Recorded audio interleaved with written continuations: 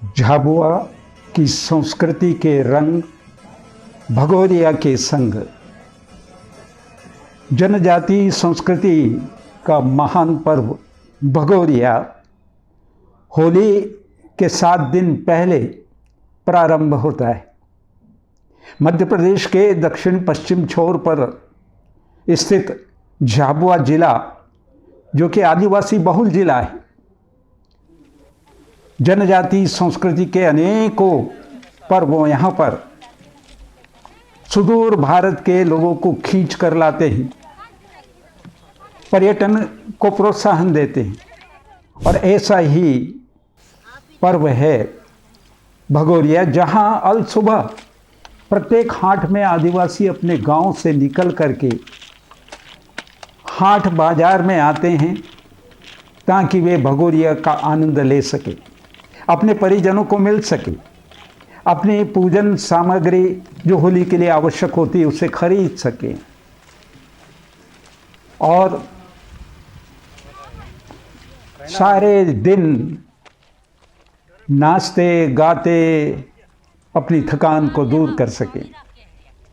इसका वो आनंद जिसे देखने के लिए उमड़ पड़ते हैं सारे लोग, चाहे वे शहरी हो, ग्रामीण क्षेत्र के हों, मध्य प्रदेश के हों या संपूर्ण भारत के किसी भी स्थान के लोग हों।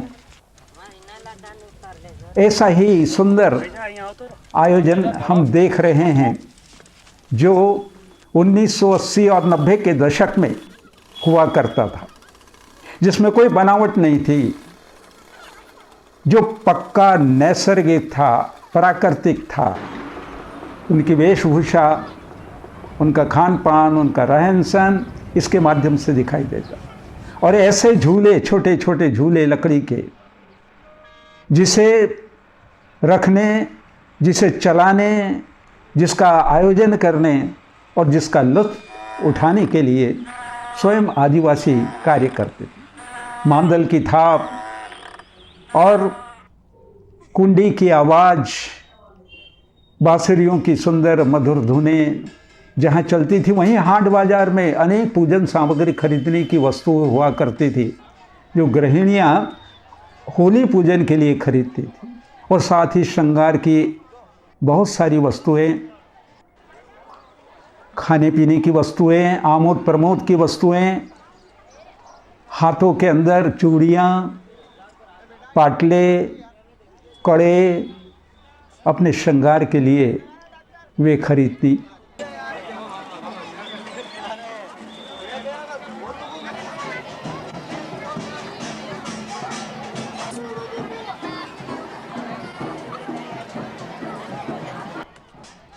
हाट बाजार का दृश्य बड़ा विहंगम हुआ करता था, बड़ा आकर्षक हुआ करता था, जहाँ पर झूले एक साथ कतारबद्ध पंक्तिबद्ध चलते थे और स्त्री पुरुष बच्चे सभी आनंद भाव से झूलते थे।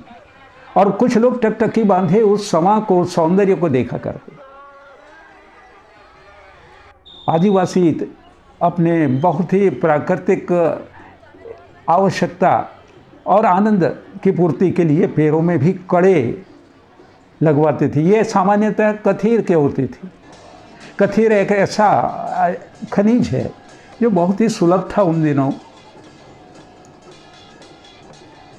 आदिवासी गृहिणियाँ, लड़कियाँ गाते हुए झूला झूलती। गांव के बुजुर्ग लोग एक निश्चित जगह पर बैठकर उस दृश्य को निहारा करते। श्रृंगार चाहे युवक का हो, युवतियों का हो, बहुत ही आकर्षक होता। झुंड के झुंड आदिवासी नृत्य करते, अपने ही हाथ की बनाई हुई बांसुरी को बजाते। आश्चर्य इस बात का होता है कि किस तरह से बड़ी निर्भयतापूर्वक, बहुत ही आनंद भाव से, सामूहिक रूप से कैसे वे वस्तुएं खरीदते, घूमते फिरते, बांसुरी बजाते और इस बांसुरी की धुन पर आनंदित होते थे। श्रृंगार क्या होता है वो इस सहज नैसर्गिक सौंदर्य को देखा जा सकता। शहरी लोग इसे देखकर मंत्रमुग्ध हो जाते, सम्मोहित हो जाते।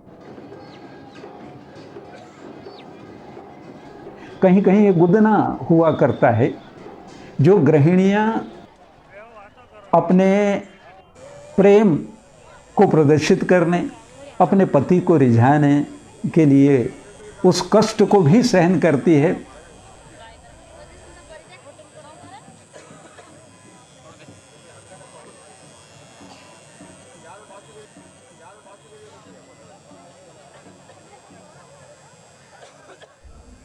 जगह जगह पर मटकों की दुकानें हैं। जब कभी बड़े बड़े ढोल मांदल खराब होते थे, उन्हें एक जगह बैठकर उससे पहले सुधार लेते हैं। बाज़ार के अंदर मुर्गे भी बिकते हैं, जो उनकी निजी खाद्य सामग्री के लिए और पशुपालन के लिए, मुर्गी पालन के लिए वे खरीदते हैं। बड़े बड़े ढोल को कितना सहजता से वे उठाते हैं, नाचते गाते हैं। छोटे छोटे बच्चों में ही वो संस्कार आ जाते हैं। बच्चे जो ठेठ देहात में रहते हैं, वे बच्चे जो स्कूल में पढ़ते हैं, वे लोग जो गांव में आकर के अपनी खरीदारी करते हैं, वे सब एक साथ उस हाट बाज़ार में आकर ढोल मांदल की थाप पर थिरकते हैं और आनंद में खो जाते हैं। ये झाबुआ का ही बाज़ार है। झाबुआ जिला मुख्यालय का बाज़ार है। बस स्टैंड के आसपास एक बहुत बड़ी भीड़ दिखाई दे रही है, जिसमें नाचने गाने वाले भी आदिवासी हैं, दर्शक भी आदिवासी हैं, आयोजनकर्ता भी आदिवासी हैं। आदिवासियों का जो मूल पहनावा है, सिर पर पगड़ी है, कानों के अंदर गले में श्रृंगार सामग्री है, हाथों में और पैरों में कड़े हैं। महिलाएं गहरे रंग की लुगड़े पहने हुए हैं, चोली ब्लाउज पहने हैं, श्रृंगार से लकदक कर रही हैं और पूरे आनंद से नाच रही है। ये दृश्य आज बिरले हो गए। आज सजावट है, बनावट है, किंतु ये जो प्राकृतिक या नैसर्गिक आनंद का भाव है वो तिरोहित होता जा रहा है। अब बड़े बड़े झूले आने लगे हैं, किंतु आदिवासी जो ठेठ आदिवासी कहे जाते हैं, अपने बच्चों के साथ आकर इन्हें वो संस्कार देना चाहते हैं। थकान हुई तो सो गए कहीं छायादार पेड़ के नीचे बिना किसी बिस्तर के, और गहरी नींद का भी आनंद ले लेते हैं। ऐसे भी स्थान हैं जहाँ बैठकर थोड़ा वे सुस्ताते हैं और फिर उस भीड़ में शरीक हो जाते हैं, तरोताज़ा होकर। फिर से वही झूलों का आनंद, नाचने गाने का आनंद। कैसी लोक संस्कृति है जिसके लोकगीत बड़े मधुर होते हैं, लोक नृत्य सम्मोहित करने वाले होते हैं, लोक वाद्य यंत्र आकर्षित करते हैं और उस पर थिरक जाती हैं ग्राम बालाएं।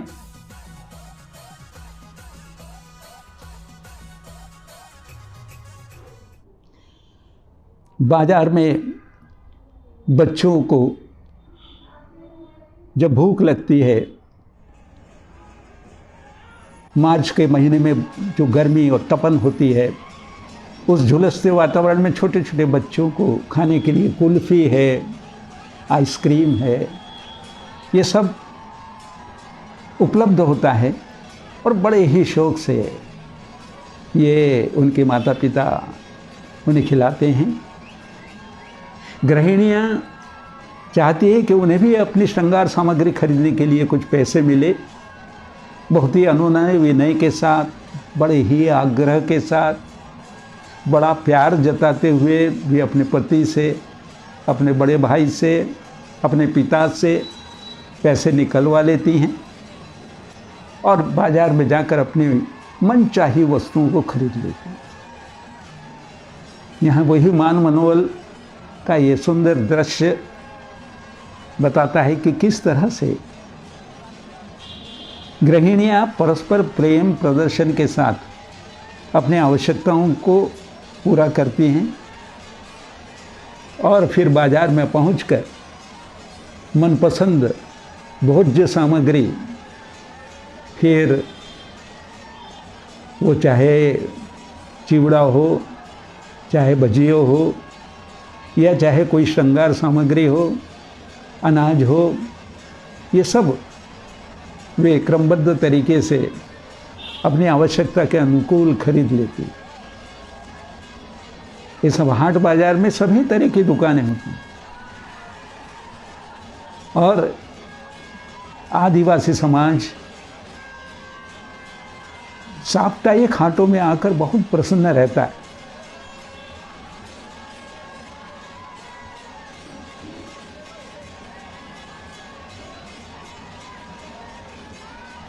कुतूहल से दृष्टि जमाए दृश्य पर आदिवासी युवक युवतियाँ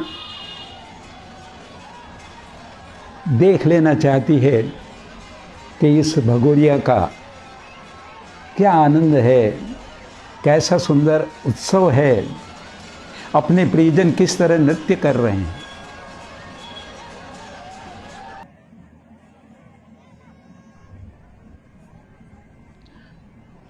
और फिर वे चल पड़ती है उस और नृत्य करते हुए अपने पति परिजन के बिल्कुल आगे आगे।